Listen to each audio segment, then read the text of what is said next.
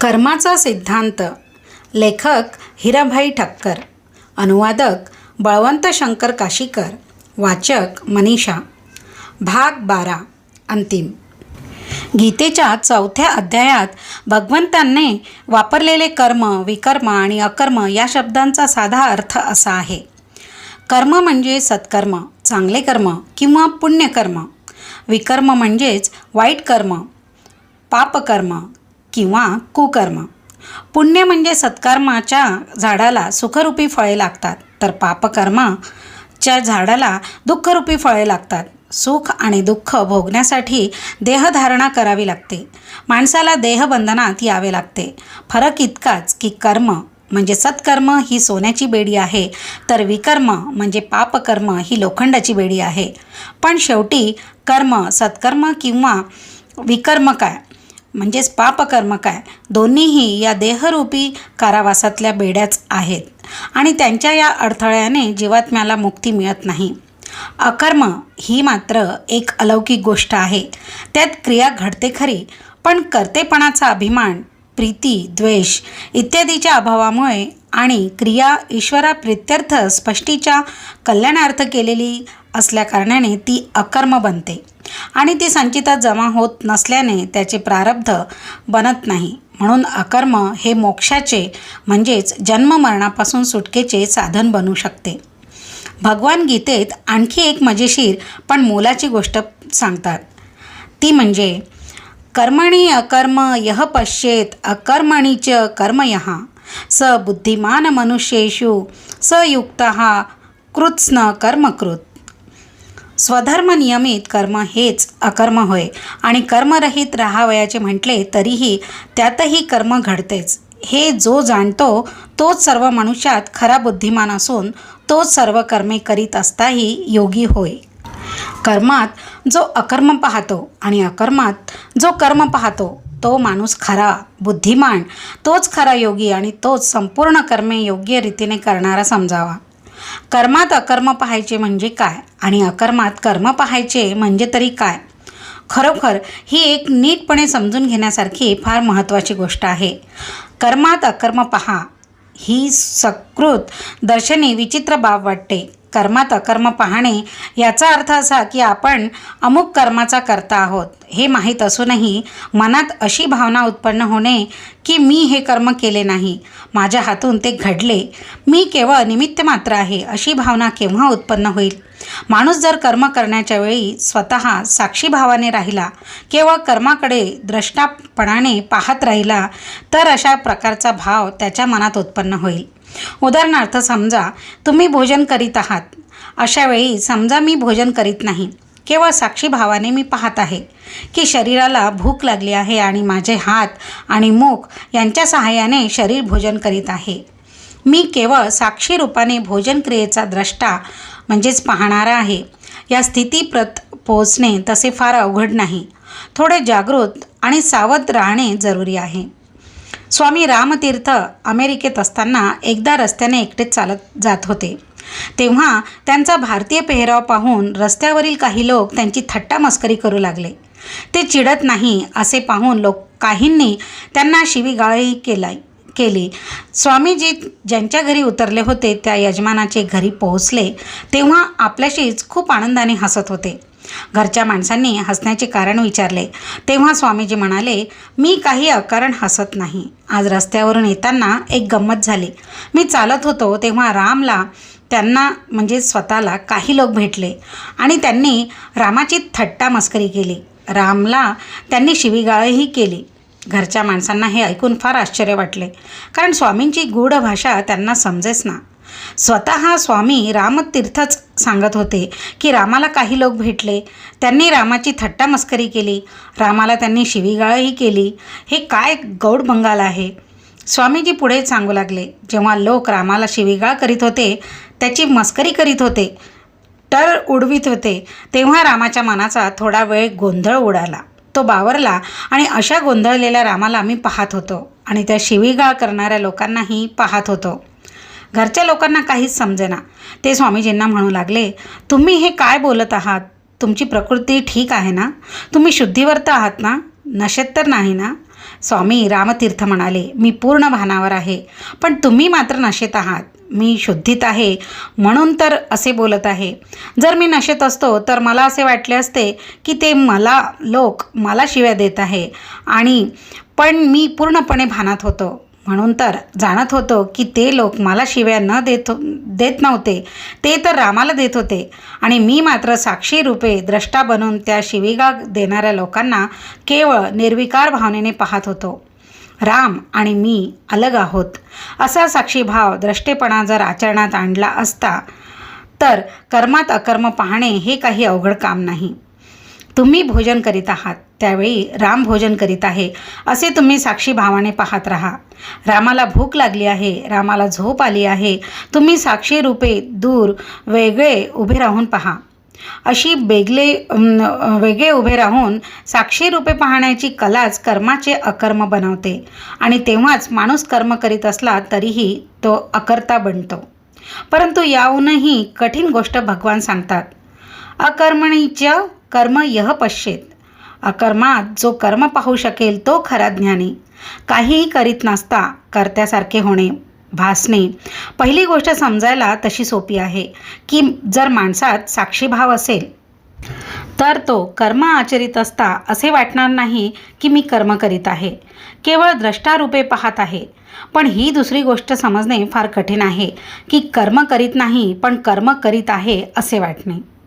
खरे पाहता जर प्रथम सांगितलेली गोष्ट म्हणजे साक्षीभावाने राहणे, द्रष्टा बनून राहणे ही स्थिती जर अनुभवता आली तर दुसऱ्या गोष्टीत सांगितलेली स्थिती स्वाभाविकपणे आपोआप प्राप्त होईल. कारण की त्या स्थितीत हे समग्र संसार चक्र चालवणाऱ्या परमात्म्याशी तादात्म्य होऊ लागते आणि त्या परमात्म्याची सर्व शक्ती ही खरोखर आपली स्वतःचीच शक्ती आहे असा माणसाला प्रत्यय येऊ लागतो. अशी प्रतीती होऊ लागते आणि या समग्र सृष्टीत जे जे काही घडत आहे ते करणारा अन्य कोणी नसून मी स्वतःच सर्व करता करविता आहे असा भाव माणसांना दृढ होऊ लागतो. स्वामी रामतीर्थ एकदा खूप खुशीत येऊन बोलू लागले, पहा हा सूर्य, चंद्र, तारे, ग्रह, नक्षत्रे, पृथ्वी वगैरेंना मी प्रथम गती दिली आहे आणि गतिमान केले आहे, चालते फिरते केले आहे आणि मीच त्यांना सतत गतिमान ठेवतो. मीच सर्वप्रथम चंद्र, तारामंडल इत्यादींना आज्ञा केली आणि त्यांना गतिमान सतत फिरणारे बनविले. लोक म्हणू लागले, काय तुम्ही हे सर्व केले? आमचा विश्वासच बसत नाही. रामतीर्थ उत्तरले, हो मीच. मी म्हणजे शरीरधारी रामतीर्थाने नाही तर त्याच्याहून अलग असा जो सर्वशक्तिमान आहे मी आहे, त्याने हे सर्व केले. याप्रमाणे आत जो साक्षी रूपे बसलेला आहे तो दृष्टारूपे उभा राहिला तर त्याचे सर्वशक्तिशाली परमात्म्याशी तादात्म्य होते आणि काहीही न करता तो सर्व करतो. याचे नाव अकर्मात कर्म पाहणे. नंतर तो नुसता बसलेला असला तरीही जणू सर्व करीत असतो. हवा खेळवीत असतो, वृक्षांना उगवतो, फुलांनाही तोच फुलवीत असतो. वृक्षाखाली डोळे मिटून शांत बसलेला असला तरी पण तोच चंद्र सूर्यांना चलायमान करतो. गीतेत म्हटलेले आहे, सबुद्धिमान मनुष्येषु सयुक्तः कृत्स्न कर्मकृत. तोच पुरुष सर्व मनुष्यात बुद्धिमान असतो आणि तोच योगी संपूर्ण कर्माचा कर्ता असतो. कर्मे घडवून आणतो. कर्म सहजरित्या घडते तेव्हा ते अकर्म होते. सहज स्वाभाविक कर्मालाच अकर्म म्हणतात. हजारो लाखो टोपल्या भरभरून फेकून दिल्या तरीही नाहीसा होणार नाही. असा गडद अंधकार सूर्यनारायण उगवल्याबरोबर क्षणार्धात नाहीसा होतो. असे असून तुम्ही सूर्यनारायणाला म्हणा की महाराज, आपण लाखो टन अंधकार क्षणार्धात नष्ट केलात, त्याबद्दल धन्यवाद. तर सूर्यनारायण म्हणेल, मी कुठे अंधकार नष्ट केला? केवळ माझ्या अस्तित्वाच्या कारणे अंधकार आपोआप सहजरित्या दूर पळाला, नष्ट झाला आणि असे जर घडले नाही तर माझ्या अस्तित्वाला काहीच अर्थ नाही. माझे सूर्यनारायण हे नावच पुसून टाकावे लागेल. माझे एक नाव तमारी, तमाचा अरी, अंधकाराचा शत्रू असे आहे. हे कर्मात अकर्म आणि अकर्मात कर्म पाहण्याचे प्रत्यक्ष उदाहरण आहे. भयंकर प्रगाढ अंधकार दूर करताना सूर्यनारायण प्रत्यक्षपणे काही करीत नाही आणि काही करत नाही असे असतानाही प्रगाढ अंधकार केवळ त्याच्या उदयाबरोबर दूर होतो. भोवरा जेव्हा जास्तीत जास्त गतीने फिरत असतो तेव्हा इतका स्थिर होतो की पाहणाऱ्याला वाटावे हा केवळ शांतपणे उभा आहे. हा कर्मात अकर्म दाखविण्याचा एक उत्तम दृष्टांत आहे. यंत्राची चाके जेव्हा अत्याधिक गतीने फिरतात तेव्हा ती निश्चल आहेत असे होतात, एकदम स्थिर वाटतात. प्रकाश देणे आणि अंधकार दूर करणे हा सूर्याचा सहज स्वभाव आहे. कोंबडा पहाटे आरवतो म्हणून कोणी त्यास मानपत्र देत नाही. पहाट झाली की किलबिल किलबिल करणे हा पक्ष्यांचा सहज स्वभाव आहे. आईची मध्येच आठवण होणे हा बालकाचा सहज स्वभाव आहे. प्रभूचे सतत स्मरण राहणे हा संतांचा सहज धर्म आहे. समष्टीच्या कल्याणार्थ लोकसंग्रहासाठी भगवत प्रीत्यर्थ प्रीती द्वेष विरहित स्वाभाविकपणे सर्व कर्मात रत राहणे हा साधू पुरुषांचा सहज धर्म आहे आणि त्यांची ती सर्व कर्मे अकर्म स्थितीला प्राप्त झाली असे समजावे. सेवा कर्मे विद्वानाची सहज कर्मे असतात. उपकार करणे त्यांचा सहज स्वभाव बनून जातो. आजपासून उपकार करायचे नाहीत असे त्यांनी ठरविले तरी त्यांच्या हातून ते घडूच शकत नाही, कारण ते त्यांच्या सहज स्वाभाविक स्वभावाविरुद्ध असते. संन्यास ही याच्याही वरची सहस्थिती आहे. बसून राहणे ही सुद्धा एक क्रियाच आहे. व्याकरणात चालणे धावणे ही जशी क्रियापदे म्हटली जातात तसेच बसणे हेही व्याकरणदृष्ट्या एक क्रियापदच आहे. केवळ व्याकरणदृष्ट्याच बसणे ही क्रिया आहे असे नव्हे तर सृष्टीशास्त्रातही बसणे ही एक क्रियाच आहे. काही कर्म न करणे हाही एक कर्माचाच प्रकार आहे. 24 तास कर्मरत राहूनही सूर्य लेशमात्रही कर्म आचरित नाही. सूर्य कर्म करीत असता वास्तविक काही करीत नाही असे आपण वर्णन केले. त्या स्थितीची दुसरीही बाजू आहे. तो स्वतः काही कर्म करीत नाही पण केवळ आपल्या अस्तित्वाने साऱ्या जगाला कर्म प्रवृत्त करतो. सूर्यात अपार प्रेरक शक्ती आहे. त्याच्या उदयाबरोबरच जो तो आपापली कर्मे करणे सुरू करतो. अकर्माची हीच मोठी खुबी आहे. अनंत कार्यांना लागणारी आवश्यक शक्ती अकर्मात भरलेली आहे. वाफ कोंडली की त्यात प्रचंड शक्ती निर्माण होते. मोठमोठी यंत्रे आगगाड्या इत्यादी चालवणे हा या कोंडलेल्या वाफेच्या हातचा मळ आहे. कर्म आणि अकर्म दोन्हीही असामान्य आहेत. पहिल्या प्रकारात कर्म उघड दिसते आणि अकर्मावस्था गुप्त असते, तर दुसऱ्यात अकर्मावस्था उघड दिसते पण त्यायोगे अनंत कर्मांचा व्यवहार चालतो. या अवस्थेत अकर्मात कर्म ठासून भरलेले असल्याकारणाने प्रचंड कार्य घडते. ज्याची अशी अवस्था झालेली असते त्याच्यात आणि आळशी माणसात जमीन आसमानांचे अंतर असते. सूर्य स्वतः काहीच करीत नाही पण त्याला पाहताच पक्षी उडू लागतात. बकरी मेंढरे गाई म्हशी जणू नाचू लागतात. व्यापारी आपली दुकाने उघडतात. शेतकरी खांद्यावर औत घेऊन शेताकडे निघतात आणि जगात जेवढे म्हणून व्यवहार आहेत ते चालू होतात. सूर्य केवळ असतो पण त्याची ते केवळ असणे हे सर्व व्यवहार सुरू करण्यासाठी पुरेसे आहे. तेवढ्याने अनंत कामे सुरू होतात. या अकर्मावस्थेत अनंत कोटी कर्माची प्रेरणा खचाखच भरलेली असते. आता बघूया कर्म आणि अकर्म यात ज्ञानीही बुचकळ्यात पडतो. गीतेत भगवान मान्य करतात, किम कर्म किम अकर्म इति कवयाः अपि अत्र मोहिताः. कर्म म्हणजे काय, अकर्म म्हणजे काय हे समजण्यात मोठमोठाले विद्वानही बुचकाळ्यात पडतात, कारण कर्माची गती अति गहन आहे. कर्म म्हणजे काय आणि अकर्म म्हणजे काय याचा निर्णय बुद्धिवंतही करू शकत नाही. वरवर पाहता ही गोष्ट विचित्र वाटते, कारण कर्म म्हणजे काम करणे आणि अकर्म म्हणजे काम न करणे हा सामान्य अर्थ. हे साधारण बुद्धीचा आणि अशिक्षित माणूसही जाणतो.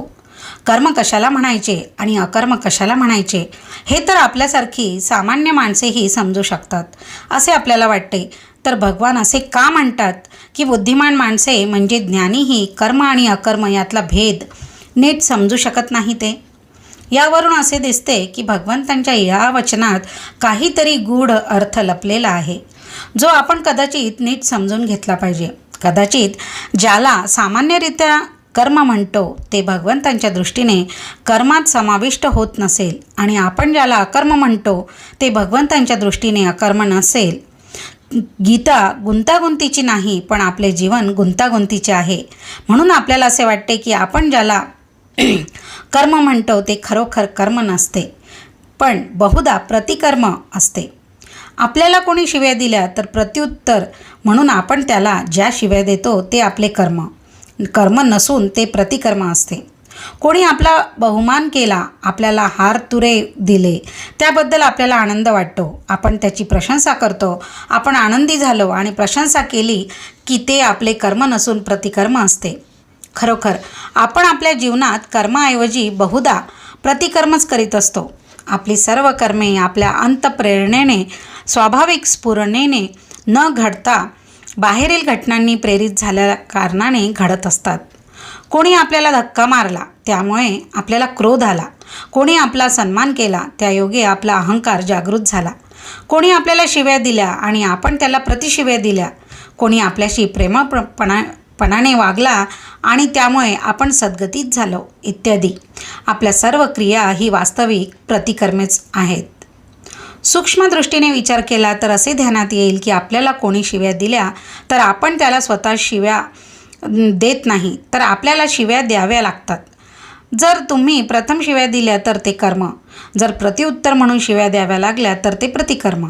म्हणून तुम्हाला कोणी शिव्या दिल्या किंवा धक्का मारला तरीही उपेक्षा वृत्तीने तुम्ही शिव्यांनी प्रत्युत्तर देण्याचे टाळलेत तर तुम्ही शिव्या न देण्याचे कर्म केलेत. याचप्रमाणे तुमचा कोणी सन्मान केलेला नसूनही तुम्ही त्याची प्रशंसा केलीत तर तुम्ही प्रशंसा करण्याचे कर्म केलेत असे ठरेल.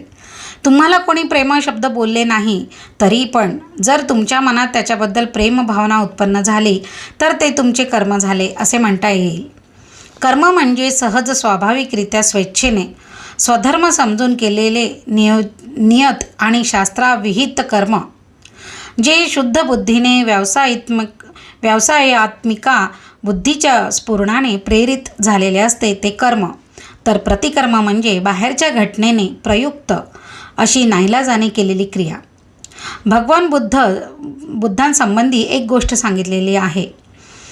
एक माणूस बुद्धाच्या अंगावर थुंकला. बुद्धाने शांतपणे आपल्या वस्त्राने ती थुंकी पुसली आणि अगदी मनातल्या मनात क्रोधित न होता अगदी सहजपणे विचारले, आणखी काही सांगायचे आहे का? तो मनुष्य एकदम बावरला आणि काय उत्तर द्यावे तेच त्याला सुचेना. त्या माणसाला वाटले होते की बुद्ध काही प्रतिकर्म करेल, थोडाफार रागवेल, का थुंकलास असे काही विचारेल आणि असे काही घडले की काय प्रत्युत्तर द्यायचे ते मनाशी ठरवून तो आला होता. पण असे काही न घडल्याने तो बुचकळ्यात पडला. काय करावे हे त्याला सुचेना आणि एकदम तो बुद्धाला म्हणाला, हे तुम्ही काय विचारता? बुद्ध म्हणाला, मी बरोबर विचारले, तुम्हाला दुसरे काही सांगायचे आहे का? तो मनुष्य म्हणाला, मी तुम्हाला काहीच सांगितले नव्हते, केवळ तुमच्यावर थुंकलो होतो. तेव्हा बुद्ध म्हणाले, तुम्ही थुंकलात, पण मला वाटले तुम्ही मला काहीतरी विचारलेत, कारण थुंकणे ही देखील काही सांगायची एक रीत आहे. कदाचित तुमच्या मनात इतका राग आलेला असेल की जो तुम्ही शब्दात व्यक्त करण्यापलीकडला असेल, म्हणून तुम्ही एक शब्दही न बोलता थुंकण्याद्वारे तुम्ही तो प्रदर्शित केलात. मी पण कित्येक वेळा खूप काही सांगू इच्छितो, पण जेव्हा ते शब्दांनी प्रकट करता येत नाही तेव्हा ते काही इशाऱ्यांनी सूचित करतो. तुम्ही पण तुमचा भयंकर क्रोध शब्दांनी प्रतिदर्शित करू शकला नाही, तेव्हा थुंकण्याच्या इशाऱ्याने तो दाखविलात आणि तुमच्या मनातली गोष्ट मी समजलो. तो माणूस म्हणाला, तुम्ही काही समजला नाही, मला तुमचा फार राग आला होता, तो मी दाखवला. बुद्ध म्हणाले, मी बरोबर समजलो, तुम्हाला माझा राग आला होता तो तुम्ही थुंकण्याद्वारे प्रकट केला. तो माणूस म्हणाला की मग तुम्ही माझ्यावर का क्रोधित झाला नाहीत? बुद्ध म्हणाले, तुम्ही काही माझे मालक नाही, तुम्हाला माझा राग आला तो दाखविण्यासाठी आणि मला भडकविण्यासाठी तुम्ही माझ्यावर थुंकलात, म्हणून तुमच्या इच्छेप्रमाणे मी भडकलो तर मी तुमचा गुलाम ठरेन. मी काही तुमच्या इच्छेप्रमाणे वागणारा, तुमच्या मागोमाग चालणारी तुमची सावली नाही. तुम्हाला क्रोध आला, तुम्ही तो दाखवलात. आता मी काय करायचे ते ठरविणारा मी स्वतंत्र आहे, मला जे करायचे ते मी करेन. बुद्धाने काही केले नाही, ते रागावले नाही, थुंकी पुसून टाकली. हे पाहून तो माणूस गुपचूप निघून गेला. दुसऱ्या दिवशी तो माणूस बुद्धाची क्षमा मागावयास आला. त्याच्या पाया पडला आणि रडू लागला. त्या माणसाने डोके वर करून रडत रडत बुद्धांकडे पाहिले. बुद्ध म्हणाले, आता आणखी काही सांगायचे आहे का? तो माणूस म्हणाला, आपण हे काय विचारता? बुद्ध म्हणाले, मला सगळे काही समजले. तुमच्या मनातला पश्चाताप भाव इतका तीव्र झाला आहे की तो तुम्ही केवळ शब्दांनी प्रकट करू शकत नाही. म्हणून डोळ्यात पाणी आणून आपले मस्तक माझ्या पायावर ठेवून इशाऱ्याने तुम्ही तो व्यक्त करीत आहात. कालही तुम्ही मला काही सांगण्यासाठी आला होतात, पण ते व्यक्त करणे शब्दांच्या पलीकडे असल्याने तुम्ही थुंकीच्या इशाऱ्याने मला सांगून गेलात. आजही तुम्ही मला जे काही सांगू इच्छित आहात तेही शब्दांच्या पलीकडले असल्याने आपल्या डोळ्यातील अश्रूंच्या द्वारा आणि मस्तक माझ्या पायावर ठेवून खुणांनी तुम्ही व्यक्त करीत आहात. ते सगळे मी बरोबर समजलं आहे. तो माणूस म्हणाला, मी क्षमा मागाव्यास आलो आहे, मला क्षमा करा. बुद्ध म्हणाले, मी का म्हणून क्षमा करू? मी काल तुझ्यावर क्रोध केलाच नव्हता, तर क्षमा करण्याचा प्रश्न येतोच कुठे? काल जसे तुम्ही माझ्या अंगावर थुंकलेत त्याचप्रमाणे आज माझ्या पाया पडलात. बस तुम्ही स्वतःच आपल्या कृत्याची फिट्टमफाट केलीत. त्यात मला काही कर्म करण्याची काय जरूर? मी काही तुमचा गुलाम नाही की तुम्ही रागावलात तर मीही रागवावे. तुम्ही म्हणाला तेव्हा मी तुम्हाला क्षमा करायची. प्रतिकर्म म्हणजे गुलामी, जी दुसरे तुमच्याकडून करवून घेतात. जे गुलाम नाहीत परंतु स्वतंत्र आहेत ते कर्म करतात, प्रतिकर्म करीत नाहीत. म्हणून तर भगवान श्रीकृष्ण म्हणतात की कर्म आणि अकर्म यामधला भेद बुद्धिमान माणसेही करू शकत नाहीत. अकर्माचा अर्थही आपण सूक्ष्म दृष्टीने समजावून घेतला पाहिजे. काहीही न करणे, केवळ बसून राहणे याला आपण अकर्म समजतो ते बरोबर नाही. बिलकुल काही कर्म करायचेच नाही याला अकर्म म्हणजेच नैष्कर्म्य म्हणता येणार नाही. या अवस्थेला नैष्कर्म्य सिद्धी प्राप्त झाली असे म्हणता येत नाही. भगवान गीतेत सांगतात, न कर्मणाम अनारंभात नैष्कर्म्यम पुरुषोष्णुते न च सनादेव सिद्धीम समाधी गच्छती. कोणत्याही कर्माचा आरंभच करायचा नाही आणि म्हणायचे की मी सर्व कर्मांचा संन्यास केला आहे, त्याग केला आहे, म्हणून मी नैष्कर्म्य सिद्धी प्राप्त केली आहे. हे म्हणणे साफ खोटे आहे. आपण जे अकर्मण्यतेला अकर्म समजतो ते चूक आहे. काहीही न करणे याचे नाव अकर्म नाही. कारण की तुम्ही काहीही न करता हात जोडून डोळे बंद करून अगदी स्वस्थ बसलात तरी पण अशावेळी ही तुम्ही पुष्कळ कर्मे करीत असता. सर्व इंद्रिय व्यापार बंद करून मनाने अनेक प्रकारचे संकल्प विकल्प करणे, मनातील कामना वासना या संबंधी विचार चालू राहणे यालाही कर्मच म्हणतात. ते अकर्म ठरत नाही. असे करण्याने तुम्ही मिथ्याचार करीत आहात हे समजून राहावे. मिथ्याचारी दांभिक माणसाची गणना विमूढात्मा अशी केली जाते. ही गोष्ट अधिक स्पष्ट करण्यासाठी भगवान गीतेत सांगतात, कर्मेंद्रियाणि संयम्य य आस्ते मनसा स्मरन् इंद्रियार्थान् विमूढात्मा मिथ्याचारः स उच्यते.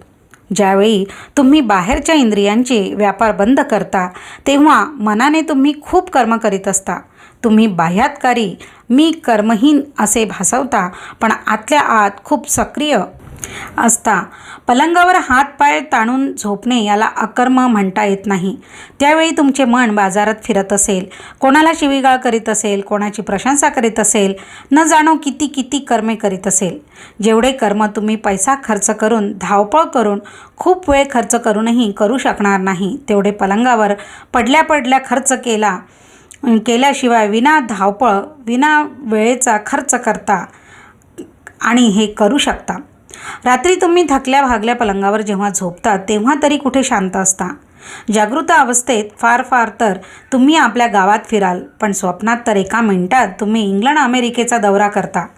चोरी, व्याभिचार, हत्या या गोष्टी ज्या तुम्ही जागेपणी करू शकत नाही त्या स्वप्नात बिनदिक्कत करता. तुमचे चैतन्य संबंध रात्र मोठमोठी कर्मे करीत असते. म्हणजे झोपेतही तुम्ही अकर्मात आहात असे म्हणता येत नाही.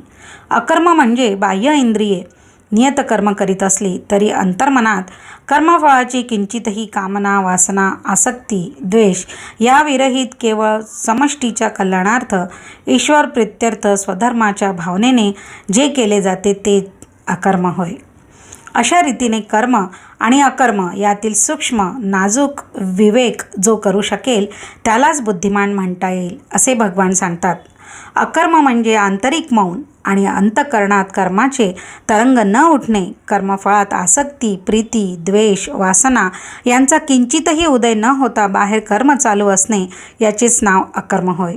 जेव्हा अंतःकरणात कर्माची वासना उठते तेव्हा तुम्ही कर्ता बनता, परंतु कर्मफळाची वासना, आसक्ती, प्रीती, द्वेष यांचा अंतःकरणात पूर्ण अभाव असेल तर त्या कर्माचा कोणीही कर्ताच नाही.